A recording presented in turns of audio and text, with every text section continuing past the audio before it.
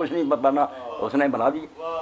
اور ایک بات آخر میں کر کے ختم کروں کہ جن لوگوں نے بلایا تھا کوفہ میں، ان کے بارے میں جھوٹا پروپیگنڈا، شیعہ لوگ دوست بھی کرتے ہیں، سنی بھی کرتے ہیں، بے وفا ہو گئے۔ اللہ گواہ میں اس مجلس میں ان میں سے کوئی بے وفا نہیں ہے۔ شہر جو تھا اس میں آدھے سے زیادہ یزیدی تھے، انہوں نے گورنر تبدیل کرا لیا۔ یہ بیچارے جو گورنر جو تھا اس کی مجال نہیں تھی عبید اللہ کی کہ وہ علانیہ شہر میں آئے۔ لوگ امام حسین علیہ السلام کے حامی سے پھرے کوئی نہیں تھے، مگر وہ حجازی لباس پہن کر رات کے وقت داخل ہوا، لوگ حسین سمجھ کر اس کے پاؤں چومتے رہے، مگر جب گورنر ہاؤس میں چلا گیا دروازے بند کر لیے۔ سردار سارے کوفہ کے ساتھ تھے جنہوں نے حسین علیہ السلام کو بلایا تھا، وہ حسین سمجھ کر ساتھ گئے، دروازے بند کر کے کہا میں ہوں ابن زیاد، اور اس کو جانتے تھے لوگ کہ صاحب ہے، جلاد ہے، پھانسیوں پر لٹکاتا۔ اس نے کہا بھی اپنے لوگوں کو کہو کہ وہ مسلم کا ساتھ چھوڑ دیں، ورنہ میں نے تمہیں یرغمال بنا دیا، کچلوا دوں گا۔ سارے لوگ بیچارے ڈر گئے، سہم گئے، شہر میں کرفیو نافذ کر دیا۔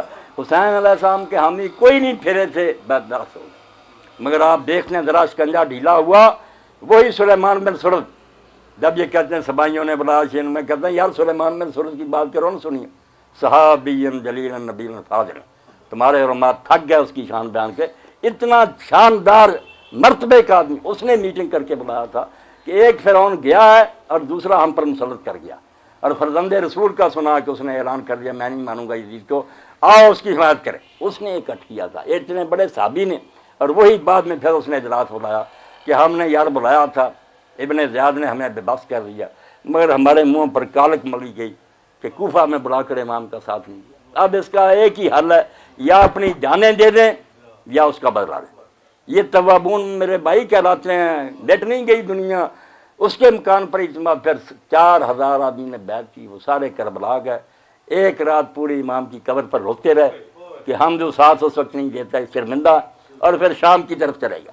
مختار ان دنوں میں بھی اپنے گھر میں اس نے کہا تم لوگ ان سے نہیں نمٹ سکتے، حرامی ہیں، میرا انتظار کرو، مگر وہ بے صبر تھے۔ انہوں نے کہا نہیں، زندگی کا پتہ نہیں، یا ہم بدلہ لیں گے یا جانے دیں گے۔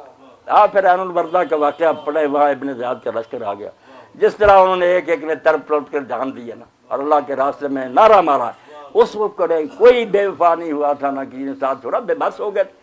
اس لیے لوگ پیچھے ہی بات ختم کر دیتے ہیں کہ حسین علیہ السلام ختم ہو گیا اور دنیا آرام سے بیٹھی رہی۔ نہیں، مکہ چیخ اٹھا، مدینہ چیخ اٹھا، ساری دنیا میں ذر لایا کہ یار کون مارا گیا؟ رسول اللہ کا بچہ مارا گیا، اتنے ظلم سے مارا گیا، مارتے بھی کسی اچھے طریقے سے، پھر بھی ظالموں نے مارا، اور مارا انہوں نے جو کلمہ پڑھتے۔ اگر کوئی ہندو سکھ مارتا نا پھر بھی ہم اتنا روتے، مگر کلمہ پڑھنے والے، ان کے ہاتھوں سے لٹی باغ رسالت کی بہار، جو نمازوں میں صدا پڑھتے رہے صلی اللہ۔ تمہارے درود پر افسوس ہے کہ تم آل محمد بھی پڑھتے رہے، ان کو شہید بھی کر دیا۔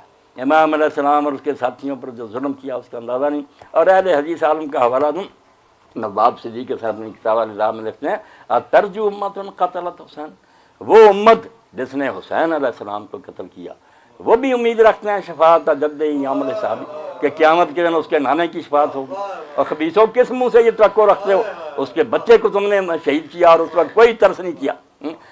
ابو حنیفہ رحمۃ اللہ علیہ کے دادا استاد ابراہیم نخعی، ان کا جملہ سنیں، اصحابہ میں ابن وہ کہتے ہیں اگر مجھے جنت میں بھی جانا نصیب ہو جاتا نا، مگر میرا کوئی تھوڑا بہت دخل حسین علیہ السلام کی شہادت میں ہوتا تو میں دوزخ میں جانا منظور کر لیتا، جنت میں جا کر حضور کو کیوں دکھاتا؟